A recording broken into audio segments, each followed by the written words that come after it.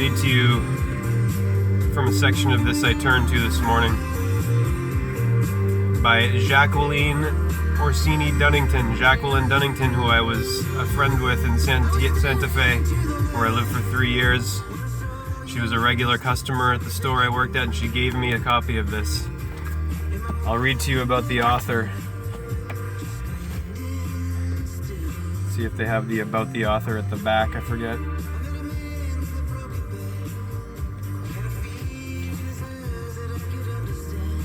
Not in the back, is it in the front?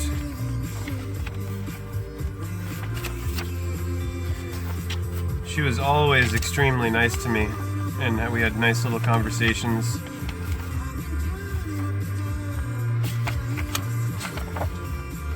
I can't find the about the author part. Oh, did I just lose the part that I was going to read to you from? Oh, man.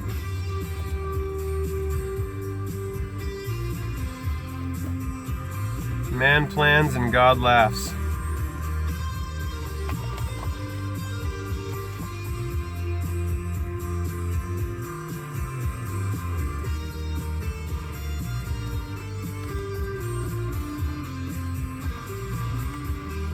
Oh, there it was.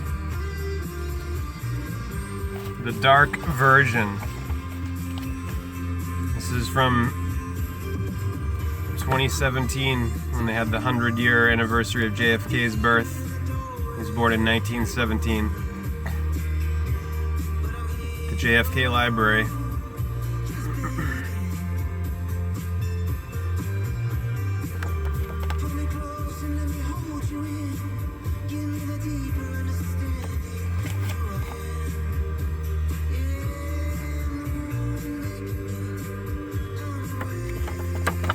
The J of Jah, of the jaw, the yaw, of the yacht.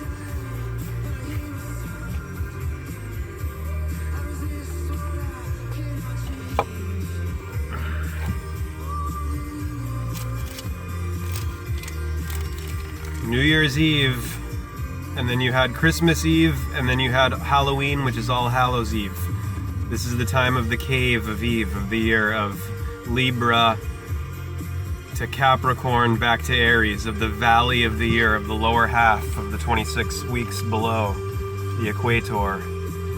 We have Libra, Aries, of the equinoxes, of equilibrium, equilibra, order.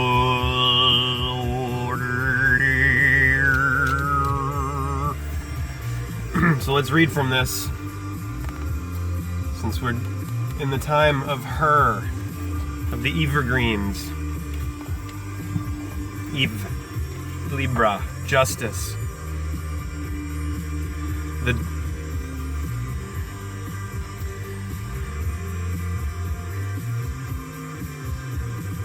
The dark virgin thrives because of the deep, often unrecognized psychological need for the presence of the feminine in theology. In a nation where social welfare programs have been minimal until recently, and where healthcare, personal insurance, natural disaster compensation, and various remedial therapies are still beyond the means of the average citizen, it is natural to turn to a supernatural source. In Mexico, it is the Virgin of Guadalupe who is loved, consulted in times of social tribulation, asked to intercede for miracles, and invited into the home. For those who take her to be a synthesis of a pagan goddess with Mary, she has changed her hostile pagan motherhood for a Christian gentleness not stressed by the Aztecs. When human agencies for help of any sort fail, Mexicans devoted to Guadalupe turn to her as a loving mother.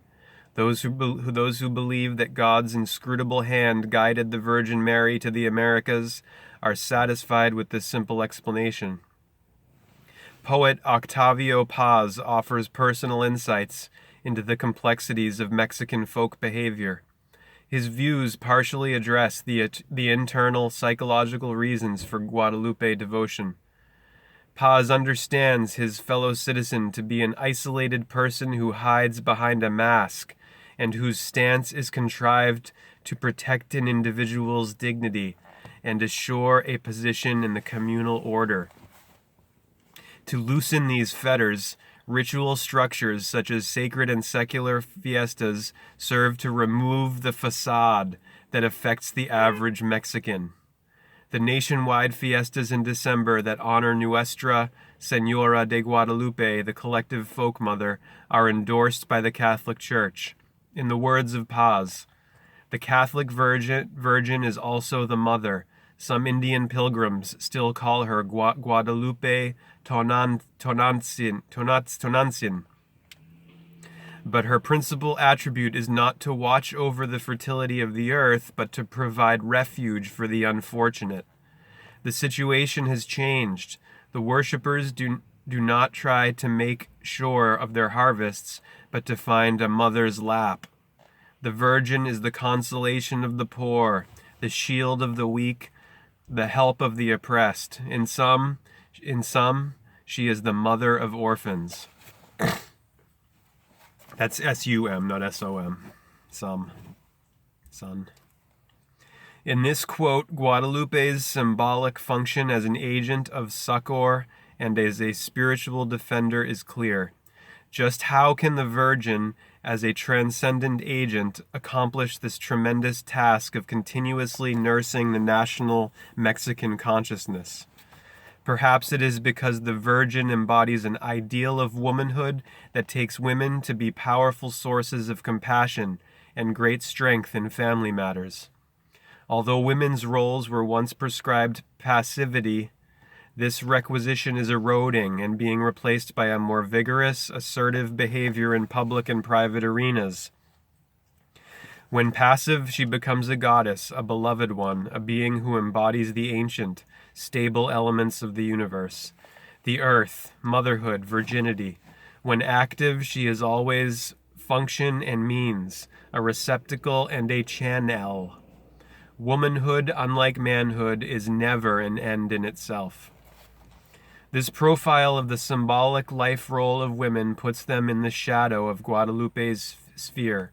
Still, quote, to the Indian groups, the symbol is more than an embodiment of life and hope.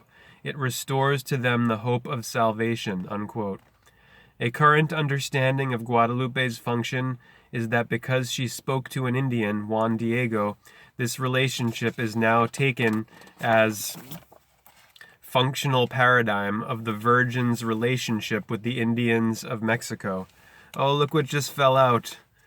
This was my ticket stub to see at the CCA with the Taxi to the Dark Side, the documentary about the brutal American troops' behavior in Iraq. I saw this on March 7th, 2008, almost 11 years ago now. And look at my ticket stubs number ending in 529, my birthday and cashier number, same birthday as JFK's. My father's birthday is November 22nd, the day Kennedy was assassinated.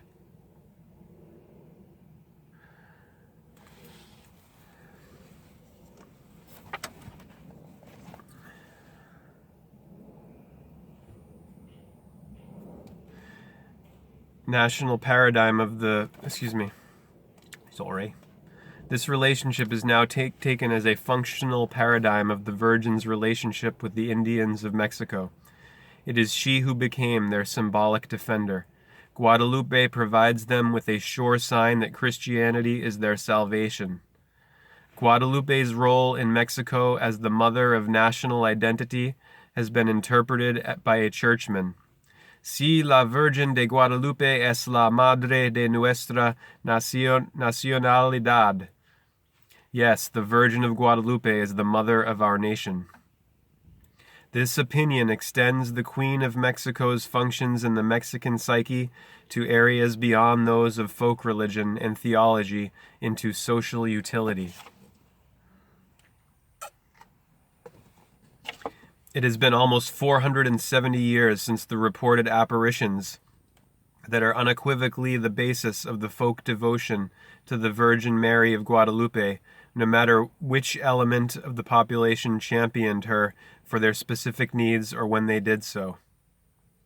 Although the Vatican has recognized these apparitions as miraculous, they have never been declared dogma, article of faith, and thus Catholics have never been required to believe in them. In turn, the acceptance of these events as a manifestation of divinely inspired activity is based on a belief in the possibility of supernatural activity. In matters of faith, scientific and historical proofs are of no avail.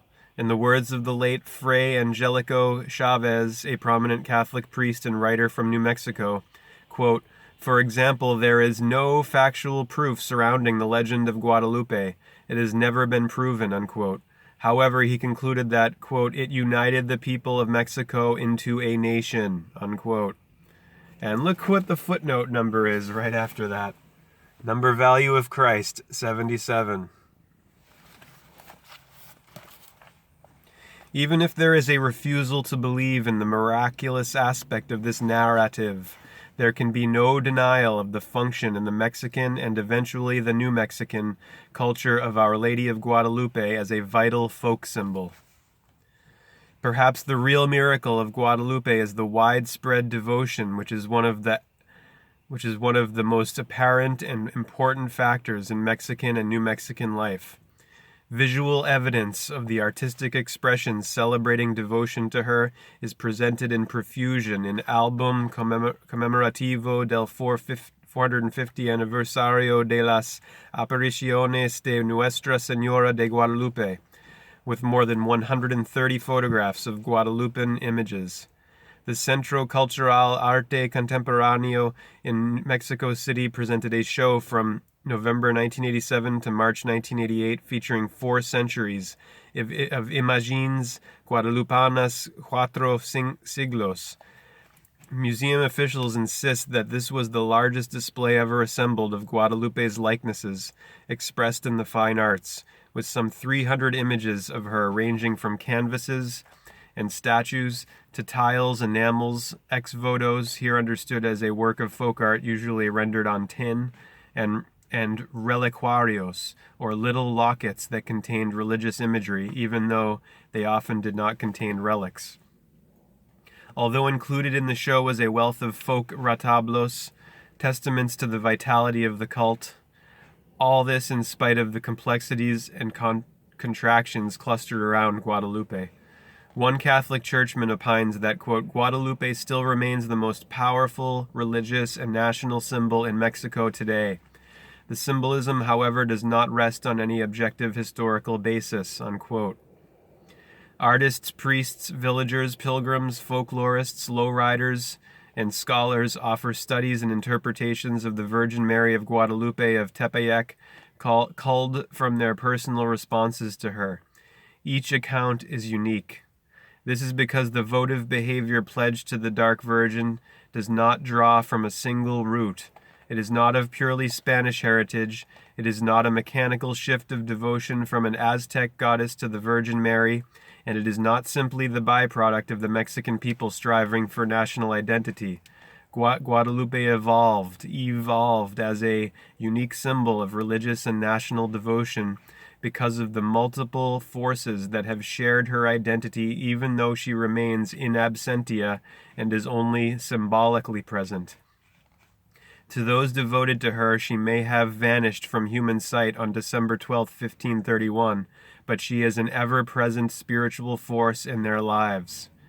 The very story that created her sanctions the devotion. The very story that created her sanctions the devotion. In conclusion, this cursory chapter presents some of the complexities, disparities, beliefs, and unresolved questions clustered about the multifaceted cult of the Virgin Mary of Guadalupe of Tepeyac. There is no way to reduce or condense the issues inherent in Marian devotion to a simple treatise, with results leading to absolute unanimity between faith and scholarship. Hare Krishna, aloha, namaste, hallelujah.